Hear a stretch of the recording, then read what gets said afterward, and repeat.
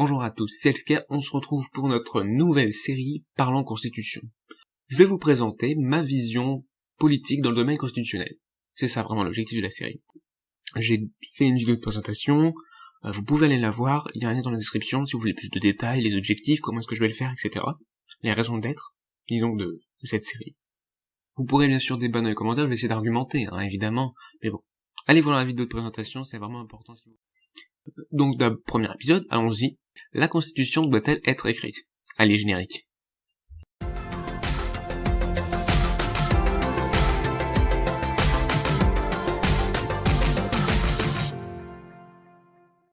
Bien, alors oui, quelques définitions d'avant-propos. Parce que oui, on est au tout début de cette série, la plupart ne sont pas du tout familiers avec du droit constitutionnel, ne discutent pas de droit constitutionnel, ne discutent pas de constitution, ne discutent pas de politique constitutionnelle, même si on peut pas parler vraiment de politique constitutionnelle, mais de vision politique dans le domaine constitutionnel, puisqu'il n'y a pas de politique au jour le jour, Il n'y a pas de politique courante dans le domaine constitutionnel, on fait des révisions, on a des visions, etc. Bref, du coup, quelques définitions, même s'il y aura des définitions dans chaque épisode, quelques définitions s'imposent, définition classique, constitution. D'ailleurs, je vous donne les sources juste avant. Les 4 premières définitions qui sont sur cette diapositive, c'est vocabulaire juridique de Gérard Cornu, association récapitant. Donc constitution, ensemble des règles suprêmes fondant l'autorité étatique. Donc l'étatique, c'est l'État, c'est la société. Donc ensemble des règles suprêmes, des règles qui sont supérieures, donc par exemple aux lois, aux arrêtés, décrets, etc. Organisant ces institutions. Voilà. Dans les règles constitutionnelles, on retrouve en général quoi?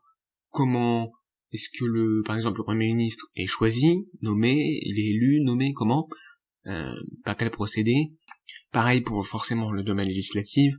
Législatif, ça peut être un parlement, est-ce qu'il y a 2 chambres ou pas? On reviendra bien sûr sur tout ce genre de sujets plus tard, sur les parlements, sur le Premier ministre, tout ça.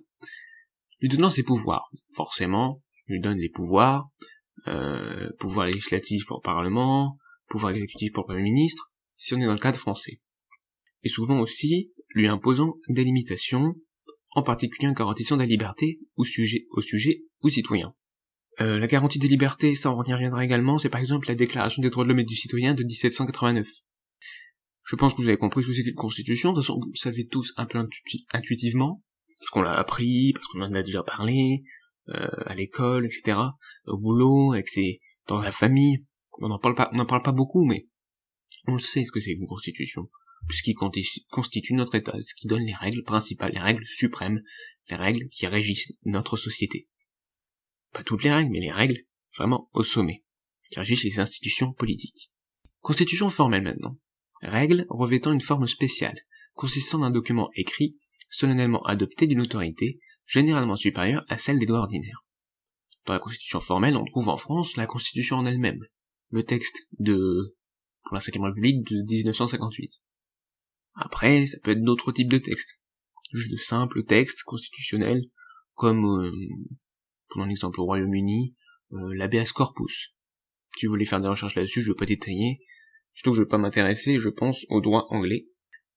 Déjà parce que j'ai pas les compétences, et parce que ici, on va parler essentiellement de la France, puisque c'est pour la France, je suis français, vous comprenez un peu l'idée. Constitution matérielle, règle ayant ainsi un objet constitutionnel, quelles que soient les formes qu'elle revête. Ça peut être de simples coutumes, comme on le voit dans la définition qui va suivre. Ce n'est pas forcément des textes. Ça peut être des coutumes, quelque chose qui a valeur constitutionnelle, qu'on retrouve par exemple dans les jurisprudences, c'est-à-dire dans les différents arrêts que rend une juridiction, un tribunal. Généralement, un tribunal de dernier degré, comme en France, la Cour de cassation, ou Conseil d'État.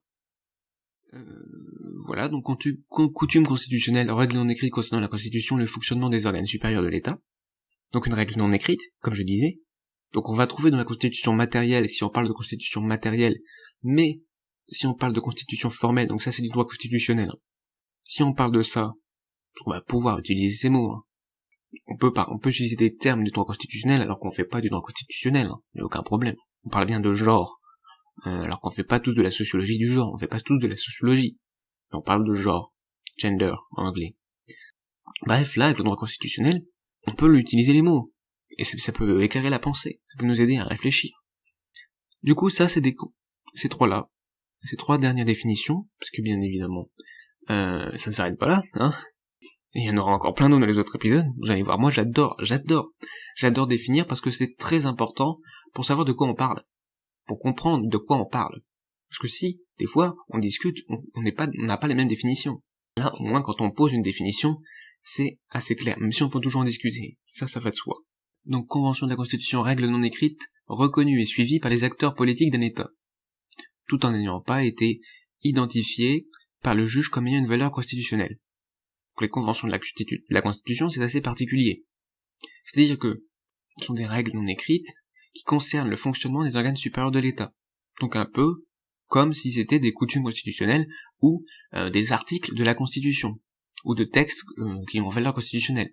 Donc je continue, je recommence même, règles non écrites reconnues et suivies par les acteurs politiques d'un État, tout en n'ayant pas été identifiées par le juge comme ayant une valeur constitutionnelle, concernant le fonctionnement des organes supérieurs de l'État et plus précisément la pratique des acteurs politiques composant ces organes. Parce que, en général, ça concerne la pratique des acteurs politiques, de ces organes, plus que les organes. Vous n'allez pas trouver une convention qui va vous dire, tiens, le Parlement, le pouvoir législatif appartient au Parlement. Généralement, vous trouverez ça dans une constitution, dans une coutume constitutionnelle, sa valeur constitutionnelle, quelque chose d'aussi important. C'est plus dans des petites pratiques. Enfin, dans des petites pratiques, elles peuvent avoir une importance significative. Constitution écrite, maintenant. Constitution essentiellement composée de règles écrites. Voilà. Je parlerai certainement de constitution écrite et de constitution coutumière, même notamment dans cet épisode, voire exclusivement composée de règles écrites. Bon, ça, c'est si on pousse au maximum constitution écrite où il y aurait tout écrit. Contrairement aux coutumes constitutionnelles qui sont peu nombreuses, voire absentes. Constitution coutumière, constitution essentiellement, voire exclusivement composée de règles non écrites. De coutumes constitutionnelles, constitution écrite, constitution coutumière, c'est une typologie. Ce sont des cases. Et il y a 2 cases. Les domaines constitutionnels des différents États, si on peut parler comme ça, tout ce qui a valeur constitutionnelle, par exemple en France, au Royaume-Uni, aux États-Unis, au Japon, au Congo, peu importe le pays, ça ne va pas rentrer strictement dans le cadre de la constitution écrite, dans cette case-là, ni dans la case constitution coutumière. La limite, la frontière entre les deux est floue. C'est une typologie, ce sont des cases, vous comprenez. Je pense qu'on va pouvoir passer à la suite. Si vous avez des questions, bien évidemment, vous pouvez poser des questions en commentaire, j'y répondrai. Sauf si vous faites ça dans 20 ans et que je suis plus là, hein. Mais, allons-y. Du coup, on va rentrer dans le dur du sujet pour répondre à la question que vous voyez toujours en bas de votre écran, normalement. Bon, après, c'est écrit en petit, la Constitution doit-elle être écrite? Les avantages des coutumes et conventions constitutionnelles pour le pouvoir. Eh oui, car les coutumes et conventions constitutionnelles ont des avantages. Et j'ai préféré commencer par cela, parce que vous pensez bien que ma conclusion va être que la Constitution écrite est préférable, mais allons-y doucement. Une possibilité de création de convention de la Constitution a son avantage, parce que oui, le pouvoir va pouvoir. Le pouvoir va pouvoir. C'est cocasse. Va pouvoir tirer profit de conventions constitutionnelles. Par exemple, en France, hors cohabitation sous la 5e République française, du coup. Donc en ce moment même, pour ceux qui regardent, au moment où je sors la vidéo. Donc on est en 2020, voilà. Le président de la République détermine et conduit en grande partie la politique de la nation. J'ai mis en grande partie parce que en réalité c'est une compétence du gouvernement. Gouvernement dirigé par le Premier ministre. Article 20 de la Constitution. Et donc c'est l'avantage du président de la République. Le désavantage du gouvernement et du Premier ministre.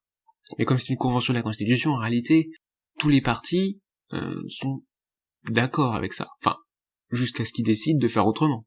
Jusqu'à ce que quelqu'un décide de faire autrement. Et comme je l'ai dit, une convention de la Constitution n'a pas de valeur constitutionnelle réelle, même si ça porte quand même sur la Constitution d'un État, sur le fonctionnement des organes supérieurs de l'État, ça n'a pas valeur constitutionnelle. La tentation d'enfreindre les coutumes, au moins de les modifier. Alors, oui, parce que forcément, une coutume, on peut la modifier légèrement, petit à petit. Si le juge ne fait pas attention, ou si le juge, notamment les juridictions de dernier ordre, si le juge décide de vous suivre et de changer la coutume parce que les autres, tout le monde est d'accord, ça va demander à ce que d'autres personnes qui dirigent le pays avec vous, qui aient d'autres pouvoirs législatifs, si vous avez le pouvoir exécutif, si vous êtes par exemple un roi, si vous enfreignez les coutumes, vous allez avoir des problèmes. Il y a aussi la possibilité de créer du droit, là où il y avait un vide juridique. Quand il y a un vide juridique, par exemple sur une question que ceux qui ont écrit la Constitution ils ont pas remarqué que ça pouvait arriver. Pourquoi? Pour des raisons diverses et variées. Ceux qui écrivent la Constitution ne peuvent pas penser à tout, et des fois il y a des vides juridiques, des fois il y a des situations très particulières. En France, à la première cohabitation, la Constitution ne disait rien. Est-ce que le président de la République devait refaire des élections, dissoudre l'Assemblée nationale? Bah non, elle venait d'être élue déjà. Est-ce que devait démissionner? Que devait-il faire? Eh bien ça, c'était un vide juridique, et du coup ça a été rempli par quoi? Par des conventions de la Constitution. Et donc, au final, les avantages des coutumes et des conventions constitutionnelles, c'est une certaine flexibilité constitutionnelle. On peut s'adapter plus facilement aux situations. Maintenant, écrire pour uniformiser, rendre clair et accessible. Vous avez des coutumes non écrites clairement dans la jurisprudence. Ce sont des coutumes qui sont reconnues, mais qui n'ont jamais fait l'objet d'arrêts des différents tribunaux de dernier degré. Les coutumes nettement reconnues dans la jurisprudence. Si votre cour suprême, disons comme ça, reconnaît que cette coutume existe, que vous devez la respecter, etc., etc. Les conventions constitutionnelles, on verra probablement moins dans les constitutions coutumières. Et le juge, s'il y avait une convention, prendrait certainement ça pour une coutume constitutionnelle. Surtout si la convention constitutionnelle, du coup, pas de la Constitution, puisqu'il n'y a pas réellement de Constitution écrite. La convention constitutionnelle ne violerait rien. Après, si elle violait une coutume nettement reconnue dans la jurisprudence pourrait être changée en raison de cette convention constitutionnelle. Bref, ça fait beaucoup de choses, c'est compliqué, et c'est pas très accessible, c'est pas uniformisé. On peut le rendre plus clair. On prend tout ça et on le transforme en une constitution. Bien évidemment, tout ceci pourrait être compilé dans un manuel de droit, qui ressemblerait au final un peu à une constitution. Mais ce manuel n'aurait aucune valeur juridique, et pourrait être sujet à des critiques très fortes sur les conventions constitutionnelles et sur l'interprétation des coutumes constitutionnelles, notamment pour ce qui est de leur existence et de leur valeur juridique. C'est assez important quand même. Et le fait de mettre tout ça dans une constitution permet d'uniformiser, de rendre clair, accessible, et également de rendre ça plus réel, et pas contestable par la jurisprudence. Et donc ça permet, on va y venir, de stabiliser et de contrôler. On peut, en écrivant, encadrer le pouvoir, pour qu'il fasse ce qu'on attend de lui, et pour éviter les abus de pouvoir. Si c'est écrit, on peut s'y référer. Les cours suprêmes ne peuvent rien dire, ils peuvent pas changer les coutumes, puisque les coutumes n'existent plus. En réalité, c'est pas eux qui changent les coutumes, c'est eux qui les reconnaissent. Même si parfois, c'est reconnu par le pouvoir exécutif et le pouvoir législatif, même c'est assez fréquent. C'est assez fréquent dans le droit anglais, l'habeas corpus, c'est pas une juridiction qui l'a fait. Donc ça permet d'encadrer, pour éviter tout ce que j'ai dit. Cette flexibilité constitutionnelle qui peut permettre à tel ou tel pouvoir de prendre parti, de tirer un avantage de la faiblesse de l'autre pouvoir, qui momentanément, parce que une élection, parce que un pouvoir, un roi par exemple, qui aurait moins de charisme, qui serait plus timide, là, si c'est écrit, l'autre pouvoir ne peut rien faire. Il peut rien faire. Il peut mettre des conventions constitutionnelles, bien évidemment. Il peut en faire quelques-unes, il peut essayer de s'adapter, mais il reste le droit écrit, et on peut toujours s'y référer. Donc ça encadre le pouvoir, pour qu'il fasse ce qu'on attend de lui, pour éviter les abus de pouvoir. Ça soumet le pouvoir également à l'état de droit. Pourquoi? Déjà, qu'est-ce que l'état de droit?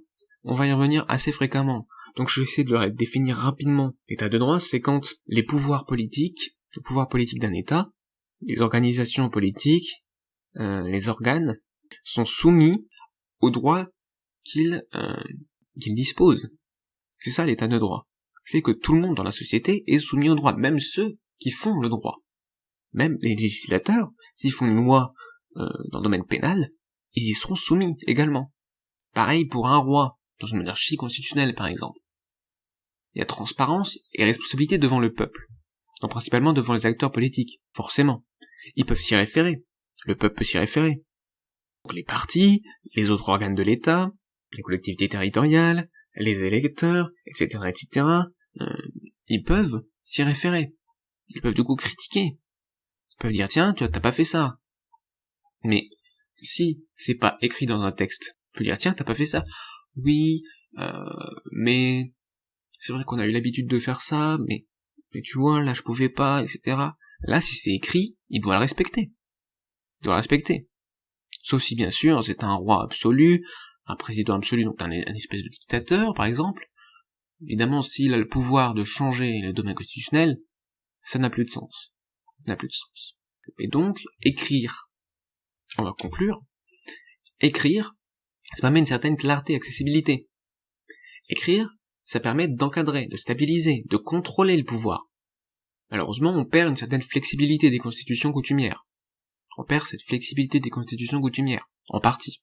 Bien évidemment, puisqu'il peut rester des conventions constitutionnelles. Des conventions, on va dire, de la Constitution, du coup. Mais bien évidemment, comme j'ai marqué dans ce dernier point de la conclusion, de l'impossibilité de l'absence de coutumes et conventions constitutionnelles et de leur nécessité pour s'adapter. Quand il y a des vides juridiques, quand il y a de nouvelles situations, qu'on n'a pas le temps de changer la Constitution, ça permet de s'adapter à une nouvelle situation. Bien évidemment, ça peut causer des problèmes également, mais c'est une certaine flexibilité. Et donc c'est forcément nécessaire de pouvoir avoir des coutumes et des conventions constitutionnelles pour pouvoir s'adapter. Je pense que vous avez compris ma vision sur ce domaine. Pour reformuler, la constitution écrite est préférable à la constitution coutumière parce que écrire permet de clarifier, de rendre accessible tout ce qui a valeur constitutionnelle, permet d'encadrer, de stabiliser, de contrôler le pouvoir. Malheureusement, on perd une partie de la flexibilité des constitutions coutumières, même si, en réalité, une constitution écrite n'est jamais 100% écrite. Il y a toujours des coutumes et conventions constitutionnelles, plus ou moins importantes. Et elles sont d'ailleurs importantes pour pouvoir s'adapter aux nouvelles situations juridiques. Et donc, voici mes définitions, les sources des définitions, donc les quatre premières définitions, Cornu, Gérard Cornu, vocabulaire juridique, association Henri Capitant, 13e édition, presse universitaire de France, et mes définitions personnelles, etc.